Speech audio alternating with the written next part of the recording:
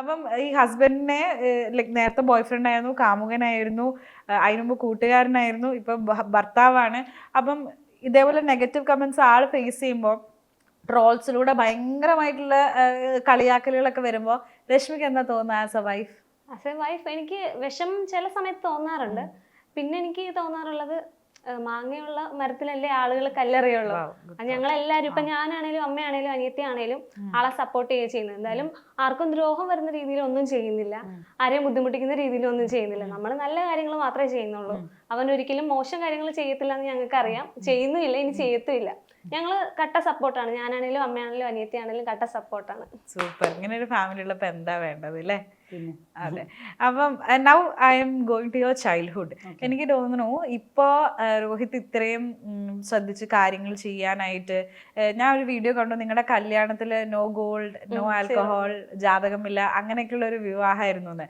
അപ്പം ഇങ്ങനെയൊക്കെ വളർന്നു കഴിഞ്ഞപ്പോൾ രോഹിത് ഇങ്ങനെ ഒരു നിലയിലേക്കൊക്കെ എത്താനായിട്ടുള്ളൊരു റീസൺ മേ ബി ചൈൽഡ്ഹുഡിൽ ഉണ്ടായിട്ടുള്ള കുറേ വിഷമങ്ങളായിരിക്കും ഇന്നത്തെ രോഹിത്തിനെ ഇങ്ങനെ മോൾഡ് ചെയ്തെടുത്തതെന്ന്. അത് കറക്റ്റാണ്. ഇപ്പോൾ നമ്മുടെ എക്സ്പീരിയൻസസ് ആണ് നമ്മളെന്നൊരു വ്യക്തി. ഇപ്പോൾ ഒരു നെഗറ്റീവ് എക്സ്പീരിയൻസ് ആയിക്കോട്ടെ, ട്രോമ ആയിക്കോട്ടെ, അതിൽ നിന്ന് നമ്മൾ എന്ത് മനസ്സിലാക്കുന്നു, അതിൽ നിന്ന് എന്ത് ലെസൺ നമ്മൾ ഉൾക്കൊണ്ട് മുന്നോട്ട് പോകണു. ഇപ്പൊ ജസ്റ്റ് ഒരു സംഭവം പഠിച്ചു, എക്സ്പീരിയൻസിൽ നിന്ന് പഠിച്ചു എന്ന് പറഞ്ഞിട്ട് കാര്യമില്ല. അടുത്ത ഒരു കാര്യം ചെയ്യുമ്പോൾ ആ ഒരു ലെസൺ മുഴുവൻ നമ്മുടെ ഉള്ളിൽ ഉണ്ടായിരിക്കണം. അതിനെ ബേസ് ചെയ്തിട്ടായിരിക്കണം നമ്മളൊരു കാര്യം ചെയ്യേണ്ടത്. അങ്ങനെ ചെയ്യുന്നതുകൊണ്ടായിരിക്കാം അത്യാവശ്യം കുഴപ്പമില്ലാതെ ഒരു self sufficient life style build ചെയ്തെടുക്കാൻ പറ്റിയെന്നുള്ളതാണ് എനിക്ക് തോന്നുന്നത്. പിന്നെ വിഷമങ്ങളില്ലാത്ത മനുഷ്യരില്ല, സ്വാഭാവികമാണ്. ആ വിഷമങ്ങളെയും കൂടെ എൻജോയ് ചെയ്യാൻ പഠിച്ചു കഴിഞ്ഞാൽ ലൈഫ് ചില്ലാണ്. അപ്പൊ ഇപ്പൊ ആക്ച്വലി തോന്നുന്നുണ്ടോ it was all worth the pain എന്നുള്ളത്? Of course. പണ്ട് ഞാൻ ഐ തിങ്ക് വേറൊരു വീഡിയോയിൽ ഷെയർ ചെയ്ത് കേട്ടിട്ടുണ്ട്, അച്ഛൻ്റെ കാര്യങ്ങളും ഭയങ്കര ട്രോമറ്റൈസ്ഡ് ആയിട്ടുള്ള ചൈൽഡ്ഹുഡൊക്കെ. അപ്പം how did you cope up with it? വേറെ ഓപ്ഷൻ ഇല്ലായിരുന്നു നമുക്ക്. എന്നുവെച്ചാൽ ഒരു ബാക്കപ്പ് ഇല്ല. അമ്മയ്ക്കാണെങ്കിലും അങ്ങനെ ഒരുപാട് ബാക്കപ്പ് സപ്പോർട്ടുകളും കാര്യങ്ങളും ഇല്ലായിരുന്നു. അപ്പൊ ആകെയുള്ളൊരു ഓപ്ഷൻ ചാവാണ്ടിരിക്കാനായിട്ട് ഒരുമിച്ച് നിൽക്കാന്നുള്ളായിരുന്നു. അപ്പൊ അമ്മയാണെങ്കിലും അനിയത്തി അന്ന് കുഞ്ഞായിരുന്നു. അപ്പൊ ഞാനാണെങ്കിലും ഞങ്ങൾ മൂന്നുപേരും ഒറ്റക്കെട്ടായിട്ട് നിന്നു. പിന്നെ ഭാഗ്യം കൊണ്ട് ചത്തുപോയില്ല. എന്തായാലും എനിക്ക് 10-18 വയസ്സുള്ളപ്പോഴാണ് ഫാമിലി നോക്കാനായിട്ട് ഇറങ്ങിത്തിരിക്കുന്നത് അല്ലേ? ഒരു 20 വയസ്സായെന്ന് തോന്നുന്നു. ഒരു യങ് ബോയ് ആ സമയത്ത് അല്ലേ? അപ്പം ഫാമിലി നോക്കാനായിട്ട് ഇറങ്ങിത്തിരിക്കുകയാണ്. അപ്പം രശ്മിക്ക് ആ സമയം തൊട്ടിട്ട് അതിലും ചെറുതിലേ അറിയാം. അപ്പം നിങ്ങൾ അന്നേ ഇഷ്ടമുണ്ടായിരുന്നു അല്ലേ? നമുക്ക് ആദ്യം ലവ് സ്റ്റോറി ചെറുതായിട്ടൊന്ന് കേൾക്കാം പ്ലീസ് രശ്മി. അല്ല, ഞങ്ങള് ഒന്നിച്ച് ട്യൂഷൻ ക്ലാസ്സിലായിരുന്നു പരിചയപ്പെട്ടത്. ഓ, അങ്ങനെ തുടങ്ങിയ പ്രണയമാണ്. 10th-ലായിരുന്നു ഞങ്ങള് റിലേഷനിലായി. പിന്നെ അതങ്ങനെ പോയി. കൊറേ ബ്രേക്കപ്പും കൊറേ പാച്ചപ്പും ഇതിനിടയ്ക്ക് ഉണ്ടായിട്ടുണ്ട്. സ്വാഭാവികം. ഓക്കെ.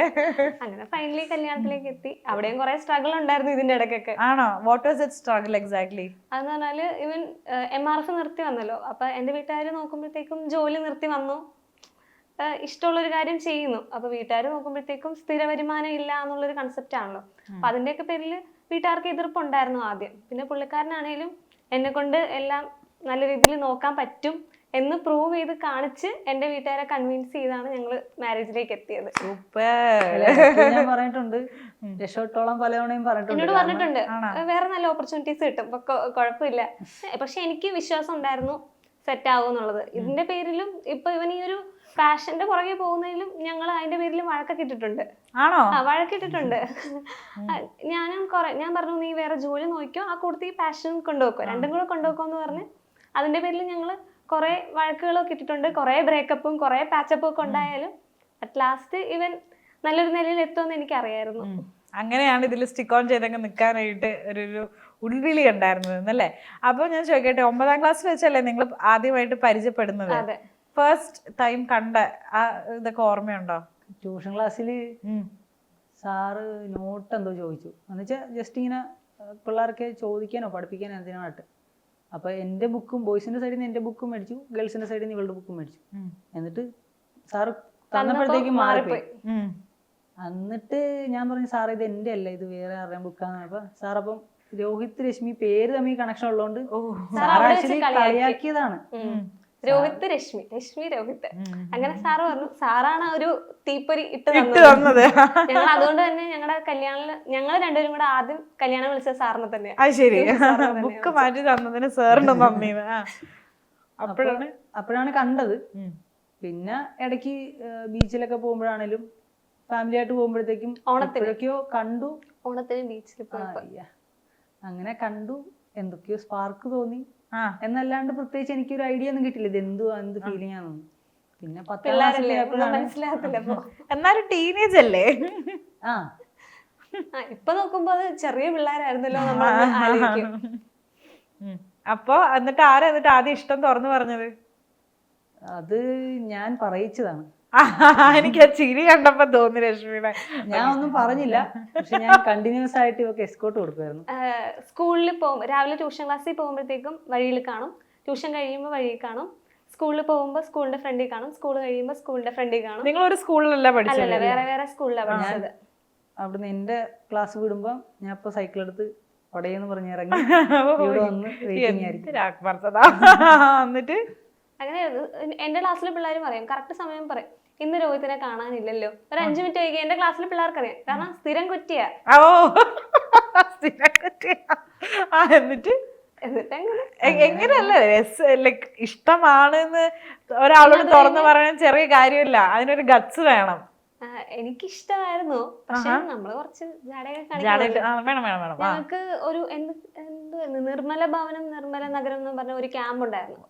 ആ ക്യാമ്പിൽ വന്നപ്പോഴത്തേക്കും ഞാൻ അവിടെ വന്ന് ഇത് പ്രൊജക്ട് ഒക്കെ പ്രസന്റ് ചെയ്തോണ്ടിരിക്കുമ്പോ ഓഡിയൻസിന് കൂട്ടത്തിൽ നോക്കുമ്പോഴത്തേക്കും ദേ ഇരിക്കുന്നു. അപ്പൊ ഞാൻ ഓർത്ത് ഇവിടെയും വന്നോന്ന് ഓർത്തു. പിന്നെ ആ ക്യാമ്പ് വന്നപ്പോഴത്തേക്കും ഞങ്ങള് ഗ്രൂപ്പായിട്ടൊക്കെ തിരിച്ചു നാടകത്തിന് വേണ്ടിയിട്ടൊക്കെ. അപ്പൊ എന്റെ ഗ്രൂപ്പിലേക്ക് വലിഞ്ഞു കയറിയൊക്കെ വന്നു. അപ്പൊ കുറച്ചുകൂടെ ഒന്ന് മിങ്കിൾ ചെയ്യാനായിട്ടുള്ള ഒരു സ്പേസ് ഒക്കെ കിട്ടി. എല്ലാം അറിഞ്ഞോണ്ടായിരുന്നല്ലേ? പക്ഷെ വേറെ ഗ്രൂപ്പിലായിരുന്നു, പക്ഷെ ഗ്രൂപ്പിലായിരുന്നു. അപ്പൊ ഞാൻ പറഞ്ഞ നീ ഗ്രൂപ്പിലേക്ക് കയറിയത് പോലെ ജീവിതത്തിലേക്കും അങ്ങ് കയറി എന്നല്ലേ? എന്നിട്ട് രശ്മി വന്ന് ഇഷ്ടമാണെന്ന് പറഞ്ഞ ആ ഒരു മൊമെന്റ് ഒന്ന് കേൾക്കട്ടെ. രോഹിത് പറയൂ ഇനി. അത് ഇവളുടെ ബർത്ത്ഡേക്ക് ഞാൻ ട്യൂഷൻ ക്ലാസ് കഴിഞ്ഞ്, അത് ശനിയാഴ്ച ആയിരുന്നു തോന്നുന്നു. അപ്പൊ ഇവളത് കഴിഞ്ഞ് അമ്പലത്തിൽ പോയി. അപ്പൊ ട്യൂഷൻ കഴിഞ്ഞു ഞാനും പുറകെ പോയി. തിരിച്ച് വീട്ടിലോട്ട് പോണ വഴി ഞാനും പുറകെ പോയി. വീട് വരെ പോകുവോ? വീടിന്റെ വഴി വരെ പോവായിരുന്നു. വീട്ടുകാരെ പൊക്കിയിട്ടേ ഇല്ല?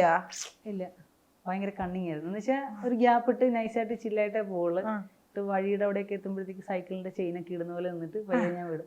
ഒരുപാട് ശല്യങ്ങളൊന്നും ഇല്ലായിരുന്നു, ചുമ്മാ പുറകെ പോകും, അത്രേ ഉള്ളൂ. പറയുന്നതൊന്നുമില്ല. എന്നിട്ട് ഇഷ്ടമാണെന്ന് പറഞ്ഞത്? ഇഷ്ടമെന്ന് പറഞ്ഞത് ഇതുപോലെ ബർത്ത്ഡേക്ക് അമ്പലം കഴിഞ്ഞ് വീട്ടിലോട്ട് പോണ വഴിക്ക് ഞാൻ ചെന്നപ്പോഴത്തേക്കും ഞങ്ങള് തമ്മിൽ മിണ്ടി. അപ്പൊ ഞാൻ ചോദിച്ചപ്പോ ഇവളോ ഇഷ്ടമാന്ന് പറഞ്ഞു. ചോദിച്ച് പറയിപ്പിച്ചതല്ലേ പാവപ്പ കൊച്ചു, ഇങ്ങോട്ട് വന്ന് പറഞ്ഞാന്നൊക്കെ. എന്നിട്ട് അപ്പൊ സ്പോട്ടിൽ എസ് പറഞ്ഞു ഇഷ്ടമാണ്. അത് കുറെ നാളായിട്ട് പറയാൻ നടക്കുവാണല്ലോ. എന്താണ് രശ്മി എസ് പറയാനായിട്ട് രോഹിത്തിൽ കണ്ട ഒരു ക്വാളിറ്റി? പാവം പയ്യനായിരുന്നു. ഒരു വഴക്കൊന്നും ഉണ്ടാക്കില്ല, ദേഷ്യം വരില്ല. ഇപ്പോഴും അങ്ങനെയാണോ? ഇപ്പൊ വഴക്കൊക്കെ ഉണ്ട്. അത് കഴിഞ്ഞിട്ടാണെങ്കിലും ഞങ്ങൾ വഴക്കൊക്കെ ഇട്ടിട്ടുണ്ട് കേട്ടോ. പാവാ, നിഷ്കളങ്കനാ, ഭയങ്കര ജെനുവിൻ ആള്. അപ്പൊ ഇതൊക്കെയാണ് കല്യാണം കഴിക്കാൻ ഉണ്ടായിട്ടുള്ള റീസൺസ് എന്നല്ലേ? നമ്മൾ നിങ്ങളുടെ ഇൻസ്റ്റാഗ്രാമിൽ ഒരു വീഡിയോ കണ്ടിട്ടുണ്ട്. വീഡിയോ ഞാനിവിടെ അറ്റാച്ച് ചെയ്തേക്കാം. 2017 ഒരു പ്ലേസിൽ നിൽക്കണു ആൻഡ് കട്ട് ടു 2024 കല്യാണ വേഷത്തിൽ നിൽക്കുന്നു. So what's the story behind it? അത് സെയിം ഓഡിറ്റോറിയം ആയിരുന്നു. 2017 എന്റെ ഒരു ഫ്രണ്ടിന്റെ കല്യാണത്തിന് ഞങ്ങൾ ആ സെയിം ഓഡിറ്റോറിയത്തിൽ നിന്ന് ഒരു ഫോട്ടോ എടുത്തതാണ്. അപ്പൊ അതേപോലത്തെ ഒരു ഫോട്ടോ കല്യാണത്തിനും ആ സെയിം പ്ലേസിൽ നിന്ന് എടുക്കണമെന്ന് ഞങ്ങൾക്ക് ആഗ്രഹം ഉണ്ടായിരുന്നു. പക്ഷെ കല്യാണ തിരക്കില് അത് നടന്നില്ല. പക്ഷെ എന്നാലും ആ സെയിം ഓഡിറ്റോറിയത്തിൽ വെച്ചാണല്ലോ കല്യാണ ഫോട്ടോ എടുത്തത്. അപ്പൊ അത് രണ്ടും കൂടെ വെച്ച് ഒരു വീഡിയോ ചെയ്തേ ഉള്ളൂ. ഓ ഗ്രേറ്റ് ഗ്രേറ്റ് ഗ്രേറ്റ്, കൊള്ളാം. അന്ന കാലത്തെ പ്രണയം ഇന്ന് പൂവണിഞ്ഞു എന്നുള്ള രീതിയിൽ അല്ലേ? അപ്പൊ മൊത്തത്തിൽ ഒരു 7 വർഷം പ്രണയിച്ചിട്ടുണ്ടാവും. 11 വർഷം കഴിഞ്ഞു. ഈ സെപ്റ്റംബർ കഴിഞ്ഞപ്പോഴത്തേക്കും 2017 തൊട്ടാ കൗണ്ട് ചെയ്തത്. ഓ ശരിയാ, 11 വർഷം പ്രണയിച്ചിട്ടാണ്. എനിക്ക് 15 വയസ്സായപ്പോഴാണ് ഞാൻ യെസ് പറഞ്ഞത്. എനിക്കിപ്പോ 26 വയസ്സായി. ഓക്കെ രശ്മി, നമ്മൾ ശരിക്കും പറയാം ഈ പ്രണയിക്കുന്ന സമയത്തുള്ള പോലെ ഒന്നും അല്ല ആൺപിള്ളേര് കല്യാണം കഴിഞ്ഞാലെന്ന് പറയാറുണ്ട്. പ്രണയിച്ചുകൊണ്ടിരിക്കുന്ന പെൺകുട്ടികൾക്കൊക്കെ ഇത് ശ്രദ്ധിച്ച് ഇങ്ങനെ വോളിയം ഫുള്ളിലിട്ട് കേൾക്കാം. എന്തെങ്കിലും മാറ്റം ഉണ്ടോ കല്യാണം കഴിഞ്ഞാൽ? ഇല്ല, മാറ്റമില്ല. അന്നത്തെ ആ വഴക്കളിത്തരം ഇപ്പോഴും ഉണ്ട്, അന്നത്തെ ആ സ്നേഹം ഇപ്പോഴും ഉണ്ട്, അതേപോലെ വഴക്കളിത്തരം ഉണ്ട്. എല്ലാം അതേപോലെ ഉണ്ട്. പിന്നെ എല്ലാരും ഒരേ സമയത്ത് ഒരേപോലെ ആയിരിക്കണമെന്നില്ലല്ലോ. ആ. പിന്നെ മൂഡ് അനുസരിച്ച് മൂടൊക്കെ അങ്ങോട്ടും ഇങ്ങോട്ടും മാറാം. അതിപ്പോ എന്റെ ആണെങ്കിലും മാറും. ഞാൻ കല്യാണത്തിന് മുമ്പാണെങ്കിലും എന്റെ പേഴ്സണാലിറ്റി എന്താന്ന് ഇവർക്ക് കാണിച്ചു കൊടുത്തിട്ടുണ്ട്. അപ്പൊ ഞാൻ ഓപ്ഷനും കൊടുത്തായിരുന്നു. ഓക്കെ ആകുമെങ്കിൽ മാത്രം മതി, വെറുതെ കഷ്ടപ്പെടണ്ടെന്നുള്ള ഒരു ഓപ്ഷൻ കൊടുത്തിട്ടുണ്ട്. രോഹിത്തിന്റെ വീഡിയോസ് ഒക്കെ കണ്ടിട്ട് നമുക്ക് തോന്നിയിട്ടുള്ള ഒരു കാര്യം, ആൾക്ക് എല്ലാത്തിലും ഒരു ഇച്ചിരി നിർബന്ധ ബുദ്ധി കൂടുതലാണ്, എല്ലാം വളരെ പക്കയായിരിക്കണം എന്നുള്ള ഒരു ഇതുണ്ടെന്ന് നമുക്ക് തോന്നിയിട്ടുണ്ട്. അപ്പം കല്യാണം കഴിച്ച ഒപ്പമൊക്കെ അങ്ങനെ ഒരാളുടെ കൂടെ ജീവിക്കുക എന്ന് പറഞ്ഞു കഴിഞ്ഞാൽ നമ്മള് ഒരു ഇത്തിരി എക്സ്ട്രാ കോഷ്യസ് ആയിരിക്കണം. അങ്ങനെയുണ്ടോ രശ്മി? അങ്ങനെയൊന്നുമില്ല. കാരണം എനിക്ക് കുറെ നാൾ മുമ്പേ ഇവനെ അറിയാലോ. മുമ്പ് എങ്ങനെയാണോ ആ ഒരു സെയിം ക്യാരക്ടർ തന്നെയാണ് അവൻ ഫോളോ ചെയ്ത് വരുന്നത്.